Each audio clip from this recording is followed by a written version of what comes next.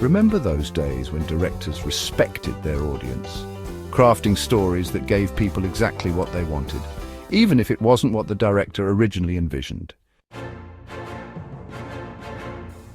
Take Wes Craven, for instance. He didn't set out to be a master of horror. He wanted to direct more romance and drama. But his contributions to the genre shaped it for generations. Craven's understanding of his audience birthed classics like A Nightmare on Elm Street, redefining horror with an iconic villain in Freddy Krueger. Later, he brilliantly satirized the very clichés he helped establish, using them as meta-commentary in films like New Nightmare and Scream. He delivered what the audience craved, balancing creativity with commercial appeal, but he kept dipping his toe into the area he was passionate about every so often, something modern filmmakers seem to have completely lost sight of.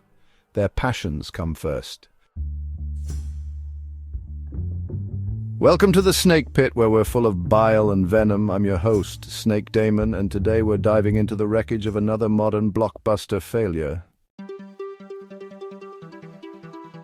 It's time to discuss The Flash, a $200 million disaster that somehow managed to fumble faster than Barry Allen on a treadmill.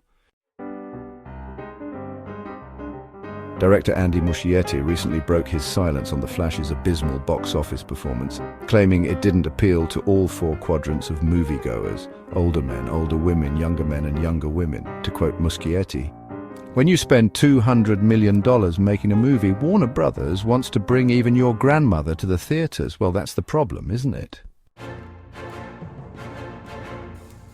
When you try to cater to everyone, you end up appealing to no one.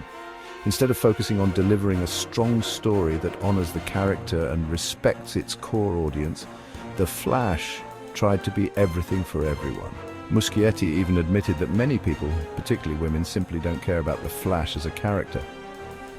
Well, that's obvious. If the main character isn't ripped, shirtless, and glistening in the noonday sun, are they really going to pay attention to a man in a leotard?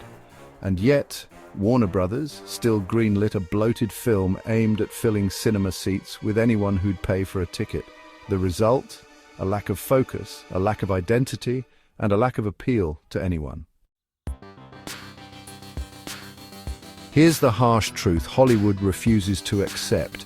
You can't please all four quadrants unless you make something truly exceptional.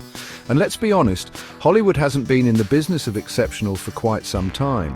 Instead, we get films overloaded with half-baked CGI, bloated budgets, and watered-down scripts designed by committee rather than a singular creative vision. Movies used to have a specific audience, and they thrived because they respected that audience. Craven wasn't making A Nightmare on Elm Street to appeal to every demographic. He made it to scare the hell out of the horror crowd, and it worked. By comparison, The Flash was a Frankenstein's monster of nostalgia bait, Michael Keaton's Batman, universe building, shoehorned cameos, and incoherent plotting. It had no clear purpose other than to rake in cash and keep the DC brand on life support. But when your entire creative strategy revolves around dragging even your grandmother to the cinema, you're setting yourself up for failure. The Flash's failure is a case study in what's wrong with modern blockbusters, an obsession with pleasing everyone at the expense of telling a good story. Maybe it's time for studios to stop chasing demographics and start chasing quality. After all, if you make something truly great, the audience will come to you, not the other way around. And with that, we draw the curtain on another post-mortem of Hollywood's ongoing implosion. Thanks for dropping by the Snake Pit, where we thrive on untapped potential and lost opportunities. Until next time, stay sharp. Don't forget to subscribe and hit that bell like the video, and leave your opinions in the comments, where naturally I won't read them. Until next time, stay venomous.